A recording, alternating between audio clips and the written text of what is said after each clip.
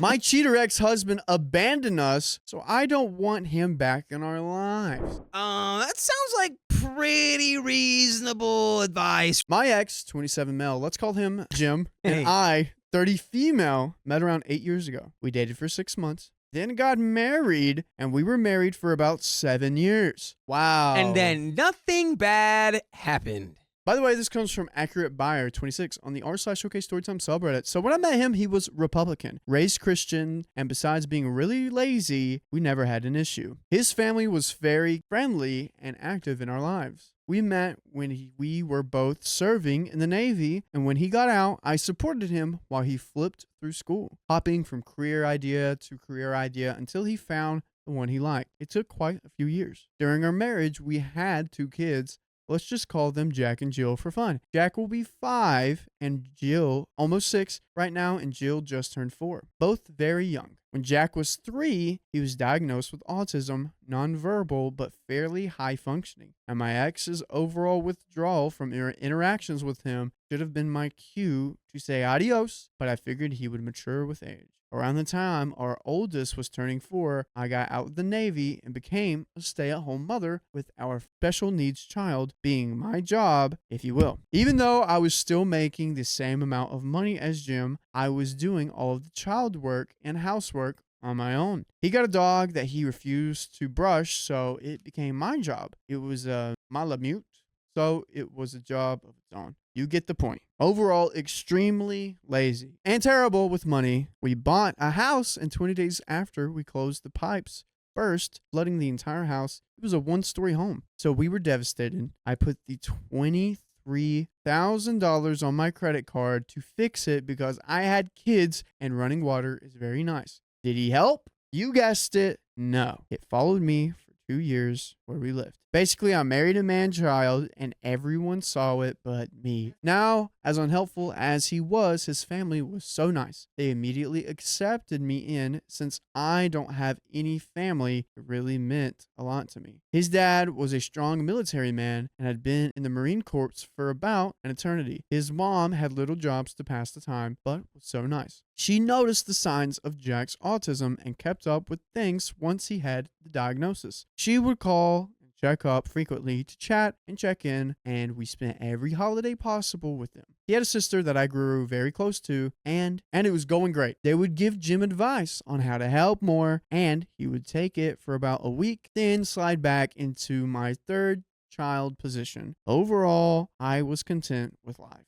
6 months before my marriage imploded, Jim started to change. I mean, in every possible way. He went from smoking meat at least twice a month and eating meat with every meal to being a vegetarian. He went from being Republican to a liberal, from supporting the police to hating them. He went from making fun of holistic practices to carrying around crystals. And then at the end, he truly believed he was a witch. Each change was a month apart, roughly. So I would barely have time to wrap my head around one major life change before he hit me with another. It went from never doing substances to getting a medical card and growing the devil's lettuce inside of our home. This was our only issue because of Jack and Jill. Towards the end, he had a long conversation with me about exploring his spirituality. Now he was the father of my children and was having some serious mental health concerns. I got him into therapy out of my own pocket. Girl! Sweetie pie move right there. That's, well, actually, it's more than the sweetie pie move. It's thinking of the children. My children need their dad to be not unhinged.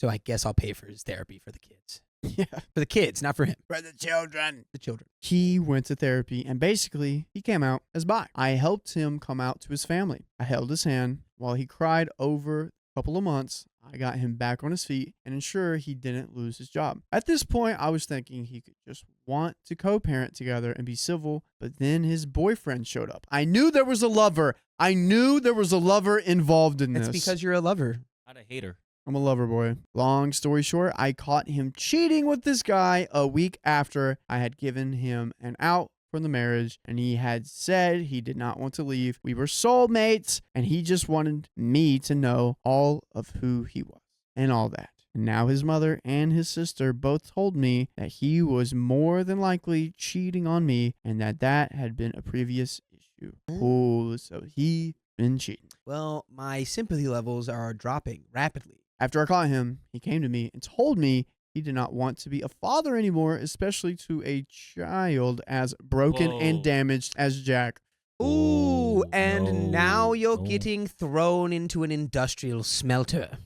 I'm melting you down into your base components. That is wild. Yes, I recorded that whole conversation, and yes, I immediately kicked him out. He did not fight me on anything, gave me the house, signed over the kids, and quit his job and moved into a tent in the woods with his boyfriend. Excuse me? They hopped from campground to campground, but more on that later. Are these people... What? I had to That's sell... not the behavior of people who aren't actively committing felonies. Like, what is that? I had to sell the house. I could not afford the entire mortgage on my own with the debt I had on my shoulders from the house. With nothing but my pure depression determination, we had the house fixed up, ripped the flooring up, and put new flooring in the bedrooms, and painted a bunch of other things. I had my friends come and help a couple of weekends, but I made a really good profit off that house. I had to move a couple of states away, stay with a friend to get back on my feet. They lived in the middle of nowhere, and there were no service out there for Jack. I knew I couldn't stay there. Remember Jimmy the hippie? Him and his boyfriend broke up after 3 months while I was staying with my friend and had to retreat out of the woods. I heard he got a job, I don't know where, and he found a place, I don't know where. He changed his phone number, and I don't have that either. I had given him my number and the address of my friend to everyone so they knew where we were for emergency purposes. His parents texted my new number and told me they had to support Jim, and if he didn't want to be in our lives, neither did they. His mother told me he did not want any photos or videos, did not want to speak to us, and would put birthday and Christmas money into an account for them when they turned 18. His sister has blocked me on everything, and aside from paying not nearly enough in child support, I haven't heard from him either. We have just went through Jill's birthday and Christmas and New Year's without one word from anyone about the well-being. While writing this, it has been about 7 months in Ghost City. What? The grandparents and the aunts abandoned them?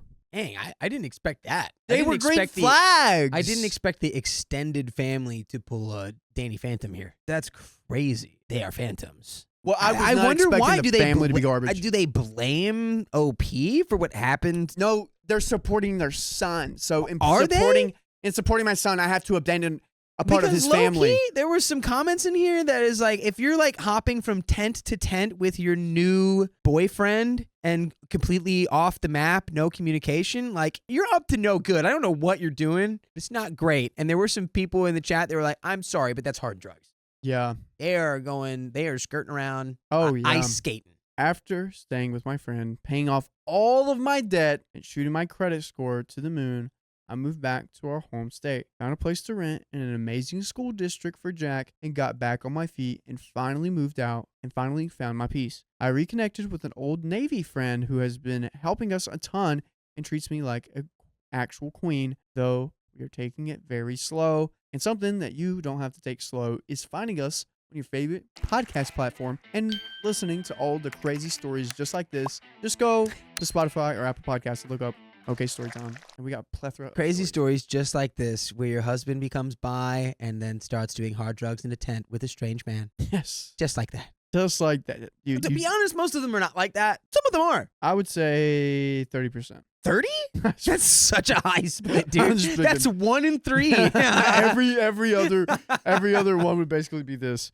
But OP has healed, and we're getting the best update ever. Jack is in school and starts talking a bit more every day. We're going to get back to the story, but Sam, you have a copious amount of something. What, John? X's. I have like 4 or 5 or 6. I heard of 6 with a 0 All behind right, it. that 60 number, comes from somewhere else. Where does that come from? It comes from our OK Storytime membership. Yeah, that's freaking right. We have 60 plus hours of exclusive live streams on Monday, Wednesdays, and Fridays. It's only $5 a month, so go to the link in our description, youtube.com/OKOP show/join. Join a club almost as exclusive as Sam's X is. Well, let's get back to the story. And Jill is living her absolute best life. We finally have the life we should have had so long ago, and I am exceptionally proud of both my kiddos. I've learned a lot about narcissistic people and how to best avoid them in life. That being said, I did not tell anyone my new address because I figured if they wanted to know, they would ask. His grandmother has been the only one on my side, and I kept her fully informed. But other than that, I'm letting them have their space. So, am I the a-hole for not telling them my new address? And I have full custody, and it is in our papers. I'm sorry. Sometimes the "Am I the a-hole" questions are so funny to me because Yeah. it's like I forgot this is an Am I the a-hole it's post. just like it's like the equivalent of being like, "Am I the a-hole for saying 2 + 2 = 4?" Yeah. Like, am I? It's like, of course you're not, dude. Of course you don't want your weird, sketchy, like completely now destabilized ex-partner Yeah. or any of his family to have anything to do with you anymore. Absolutely not. Of course not. It's crazy. But if you love us, make sure to freaking subscribe. Hey, we love you. and see you tomorrow.